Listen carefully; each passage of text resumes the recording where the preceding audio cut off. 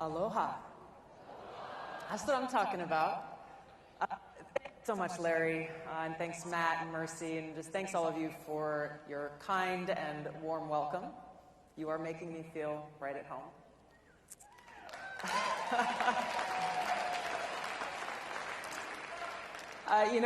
Before I get started, I just wanted to ask if we could just for a moment and talk about Ukraine and what is going on there. I had never been to Eastern Europe until I actually went on my R&R leave for my first deployment in Iraq. Instead of going back to Hawaii, I chose to go to Eastern Europe. I went to Poland, visited Auschwitz, visited the ghettos in Warsaw, and then I went to Ukraine, and I made some wonderful friends there.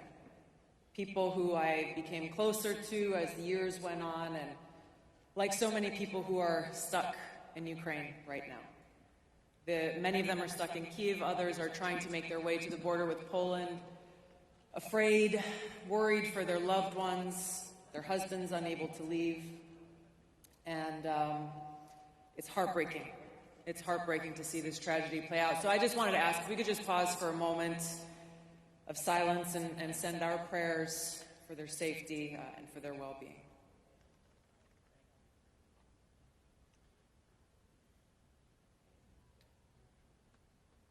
Thank you. I gotta say, when Matt and I first spoke on the phone about my coming here, we both had a similar reaction to each other, saying, yeah, there's gonna probably be some strong thoughts that people were gonna share with both of us when they find out that I'm coming here, and we both kind of, I imagined you were nodding, Matt, I was nodding, but we're like, you know what, bring it on. And they brought it on. So it wouldn't surprise you to know that on social media and Twitter, the blue check marks started lighting up, and I kind of started to see coming from the so-called progressives the usual things coming out saying, Tulsi Gabbard is going to CPAC. She's a traitor. Hillary was right. Get her out of here. And then I started to see the things coming out from so-called conservatives, mostly directed at Matt, saying, how dare you? Don't you know she's a Democrat? Cancel her, disinvite her, lock the doors, don't let her in. While these things can be easy to laugh about sometimes, unfortunately, this kind of reaction, this kind of tribalism is not limited to social media. It is something that's happening far too often and far too common across our country, where one section of our country sticks to our own tribe. We only hang out with and listen to and talk to people who we agree with, and we turn our backs and reject anyone who is not part of that tribe.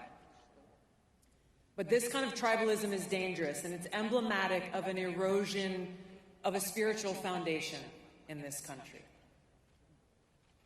It's emblematic of this lack of recognition that we are all God's children, that we are one nation under God, and knowing that inspires us. It inspires us to look within and find that fundamental respect and care that we should have for one another. And so when I came out here, I said aloha because this is what aloha really means. Everyone's heard the word aloha. Most people think it means hello and goodbye, but there's a reason why we greet each other with aloha, and it's because of the deeper meaning there where it says, I recognize that we are all children of God, and I come to you with respect. And I come to you with this heartfelt love, that no matter where we come from, the color of our skin, our religion, or even our politics, we respect each other in that spirit of aloha.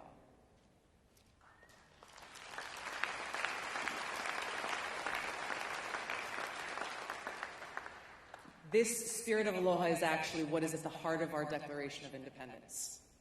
It is what is the foundation of our Constitution.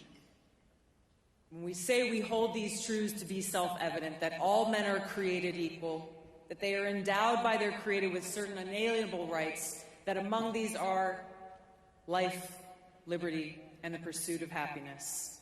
Our freedom comes from God, not from any other person, not from anyone in government. Our freedom comes from God, and to recognize others as children of God is to appreciate that we belong to God and no one else.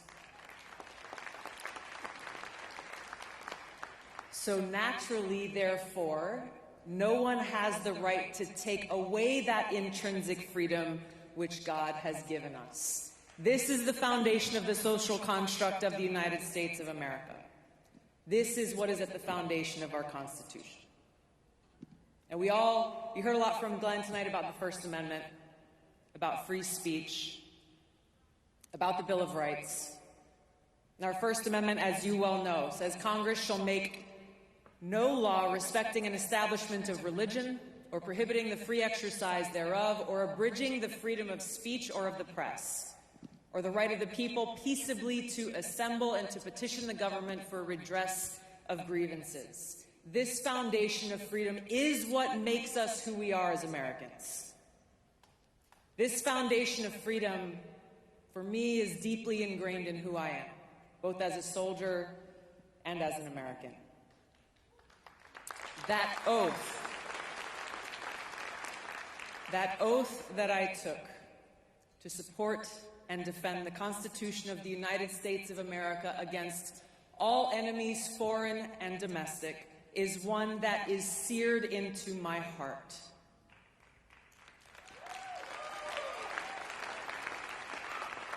Now, I know we have many veterans here in the hall tonight, many who are watching from home, those of you who have worn or still wear the uniform. You know exactly what I'm talking about. You know how serious we take this oath. And like the many great Americans that we've had the privilege of serving alongside, the great Americans who have come before us, upon whose shoulders we stand, we are united in this unwavering commitment to freedom. We recognize that while we may disagree with what you say, we are willing to lay our lives down to defend your right to say it. That is freedom.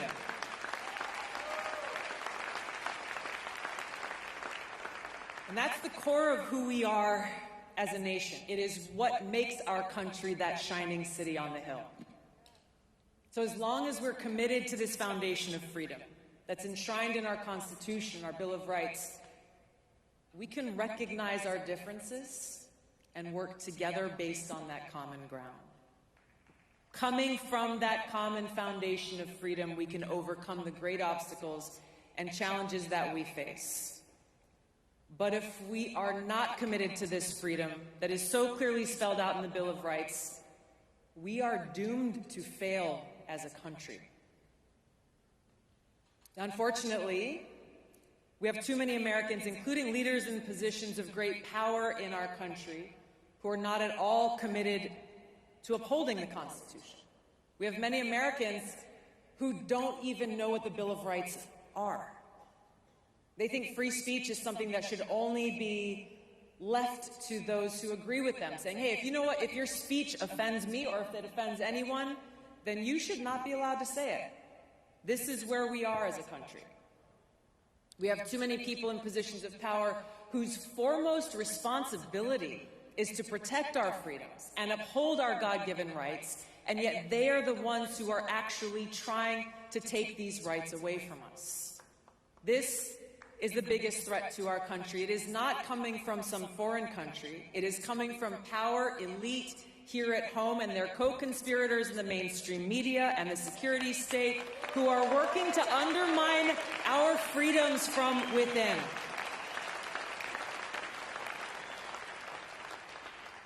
Now, just the latest strategy and tactic that they're using is to try to undermine our free speech by taking it upon themselves to say they've got the responsibility to protect us from so-called misinformation. So basically, they're saying that they're going to protect us from that which they claim is not true. The notion that we must just blindly accept and follow as truth that which the government or those in power tells us is true goes against the very essence of our Constitution and Bill of Rights. This was created as a resounding rejection of the reign of kings and churches and authorities. There's a reason the preamble of the Constitution begins with, "We the people." There's a reason our Declaration of Independence says that to secure these rights, governments are instituted among men, deriving their just powers from the consent of the governed. Why is it important that we say these words? Why is it important that we remember them, that we actually understand why they serve as the bedrock of this country? The reason why it's important is because in defiance of the Constitution, we now have leaders in our government working with their mouthpieces in the mainstream media and big tech, doing exactly what our founders rejected. And they're doing so backed by the most lethal force on earth, as they appoint themselves as the sole authority and voice of truth, of information. They get to decide what is true and what is false. They get to decide what is information or misinformation. And they expect we, the people, to just blindly accept and follow. This is where we're at today. It is in direct opposition to the Constitution that the power elite is actively suppressing voices, opinions, and information that they don't like. That those who dare to even question the authority are accused of spreading misinformation and are therefore targeted and smeared and canceled and silenced. We've seen their playbook over and over again. Discredit and censor anyone who challenges them. Why? Because they know that their propaganda will not hold up to scrutiny. That rather than engage in debate on substance, or even answer very simple questions about their policies, they instead immediately resort to smears and name-calling. I'm sure you've heard them all before. I certainly have. Like today. Tito's got his hand raised. Russian asset, white supremacist, bigot, racist, extremist, traitor. But what's even more dangerous than this threat of being canceled is the federal government wielding its power and might to punish those who dare to question or disagree with them and their policies. I'll give you one example. If you go on dhs.gov, you'll find Biden's Department of Homeland Security summarizes the 3 factors that led them to declare that we are in a heightened state of a domestic terrorism threat. The first of those 3 factors is, quote, the proliferation of false or misleading narratives which sow discord or undermine public trust in U.S. government institutions. I want to read that again because it's important.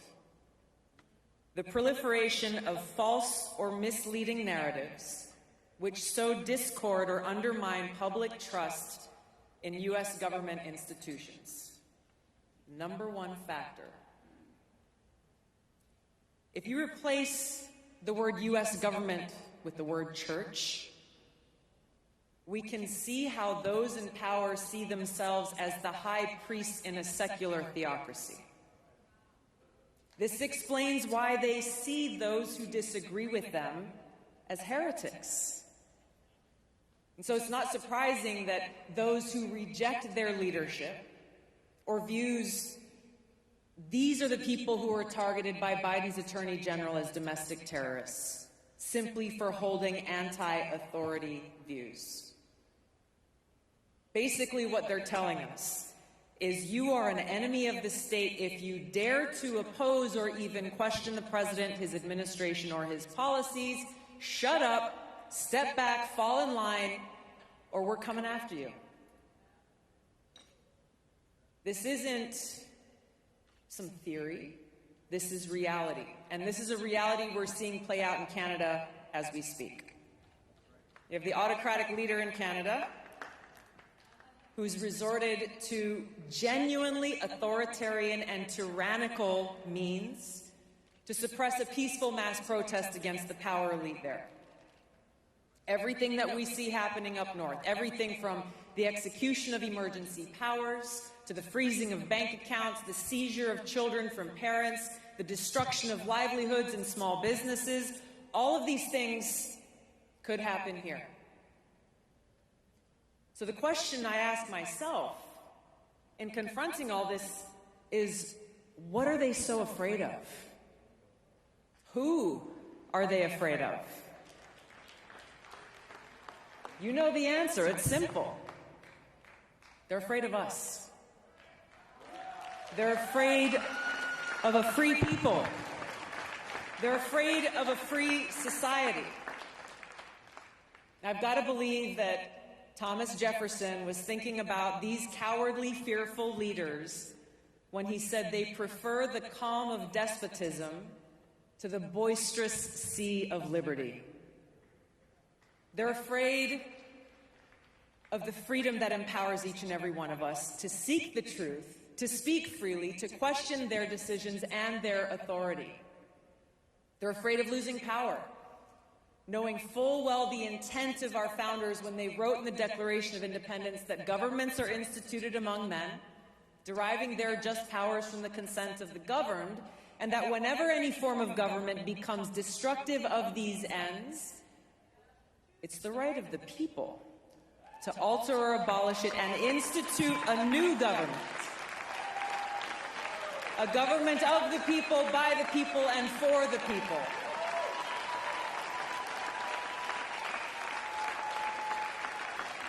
This is what scares them. And this is what empowers us.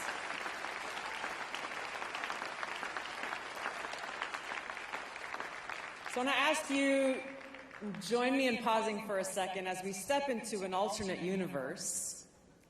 One where our leaders actually took their oath of office to the Constitution seriously.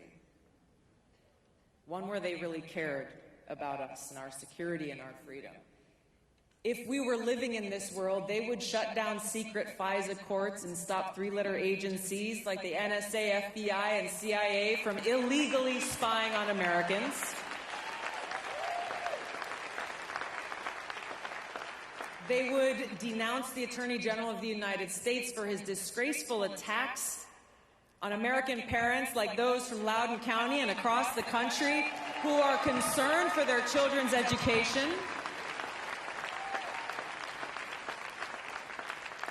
I got to say a quick hello to the parents here. I've had the privilege of spending some time with the amazing parents from across the country and parents defending education, many of whom have never been involved in politics before. But now they are in the trenches, standing up and fighting for their kids. Fighting against boards of education and politicians who believe that parents don't have the right to raise their own children. In this different world, our leaders would haul James Clapper before a judge to answer for his lies to Congress about how the government's collecting information from all of our phone records. And they would support the Durham investigation into Clinton corruption in 2016 and beyond and make sure that those responsible are held accountable.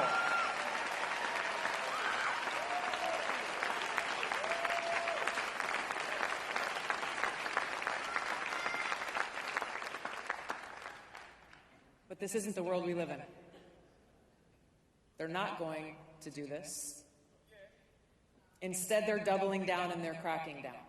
This power elite operation to crush freedom of speech is the enemy attack from within, and it threatens the very core of our democratic republic. It's a complete betrayal of the vision that our founders had for this country, and it is a direct attack on the mission laid out in the Declaration of Independence, where instead of a government ordained to secure these rights, we now face a government determined to take them away. This is not hyperbole. Think about the impact of this from a practical perspective. How can we vote, let's say, to choose a president when we do not have the freedom to actively participate in the marketplace of ideas? We don't have the freedom to share our opinion, to listen to other perspectives, to ask questions, to challenge the establishment narrative, and then assess, consider our options, and make our own informed decisions about who we want to take on that awesome responsibility and serve this country as Commander-in-Chief.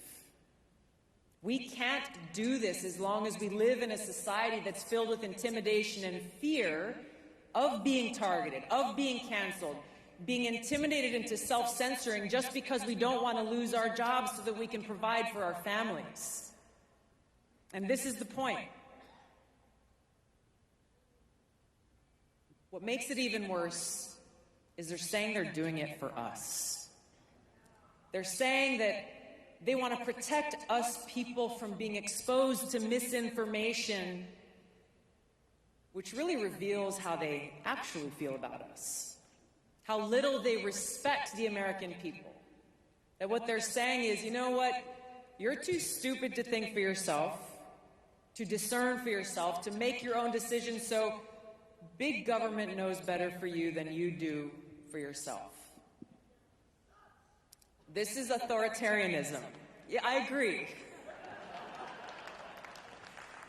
This is authoritarianism. It is not freedom. It is not a democratic republic. And by rejecting our Bill of Rights, they have rejected our Constitution and therefore are the greatest threat to our republic. And therein lies the hypocrisy of the Biden-Clinton neocon, neo-lib establishment foreign policy, of misusing our military men and women by sending them out to be the policemen of the world, overthrowing dictators we don't like while turning a blind eye to the ones that we do, all in the name of spreading democracy and defeating autocracy. But they're hypocrites. They proclaim that we must go to war to spread democracy and freedom while they actively work to undermine our democratic republic and our freedoms right here at home. And they use crises, emergencies, times of war, whether it's a Cold War or a hot war, to embolden the security state and infringe on our liberties and rights. We saw it with the Patriot Act. We saw it with COVID. We're seeing it happening now in the name of democracy as, again, our government works with big tech to censor misinformation about what's going on with Russia's war with Ukraine. Once our rights are taken away, the government does not willingly give them back. So what do? Each of us in our own way and together must take a stand to protect our freedoms and rights, make our voices heard, hold our leaders accountable, force our leaders in Washington to take their oaths to uphold the Constitution to heart and take action, pass legislation that restores and protects our freedoms and liberties. I tell you, I served in Congress for 8 years. Right now, there are too many Democrats and Republicans, some of you might have heard from this week, who talk a good game about civil liberties, but when it comes time to cast that vote on things like getting rid of secret FISA courts and protecting our Fourth Amendment rights to privacy, they vote on the side of the power elite and against liberty.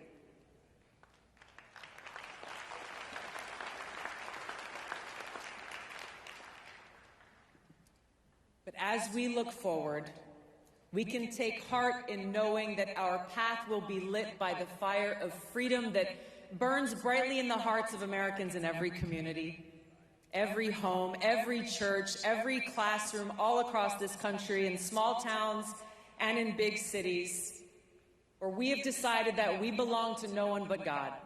We are not subjects or slaves of those who govern. And by God's grace, we are free. And we will fight to remain free. Thank you so much for having me here today. May God bless you. May God bless America. Aloha.